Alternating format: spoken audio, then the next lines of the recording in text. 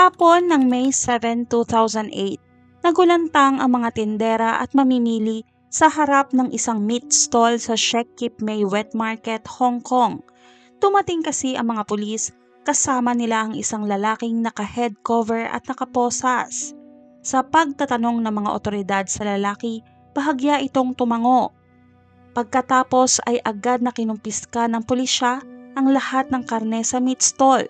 Pati na rin ang mga karneng bagong bili, hindi rin pinalagpas. Habang nagsisimulang magreklamo ang mga tao, isang pulis mula sa dulo ang nagsiwalat ng isang nakakakilabot na balita. Sabi niya, ang lalaking iyan ay pumatay ng isang dalagita at ang bahagi ng katawan ng biktima maaaring nakahalo na sa mga karne rito. Biglang nanlamig ang paligid. Ang ilan sa mga suki ng meat stall ay napasuka sa gulat at pandidiri. Ayon